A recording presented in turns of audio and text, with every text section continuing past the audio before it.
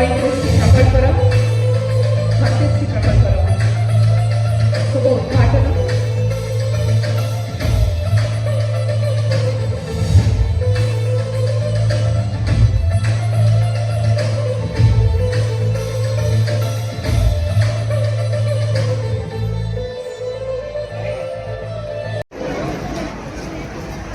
कृषक सशक्तिकरण में कृषक भाई मानू भौणी मानू इनपुट आसिस्टाट जो बोनस पैसा बोली कहते बोनस टका इनपुट आसिस्टाट हिसाब से 56,568 चाषी परिवार को आम देचु 175 कोटी 10 लाख टका गोटे परिवार पिछा आमको अधिक आर्थिक साहाय्य लाभ मिली 41,000 टका एवरेज मिली पीएम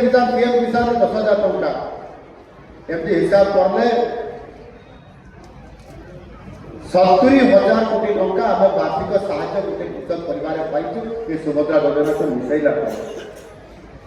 आगु गत सरकार दौले कि गत सरकार दौन किंतु गत सरकार घोषणा करुले कहते बोनस 100 टका दऊ चाषी बोली पर कहते 100 टका जगार देले ना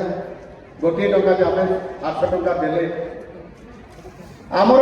अनेक छात्र छात्री मैंने स्कूल छाड़ी दिखते ड्रप आउट हुए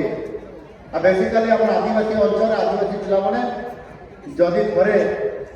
उपरा स्कूल कि माइनर स्कूल पास कला पढ़ला आउ से जाती ना स्कूल छाड़ी दिखती पिला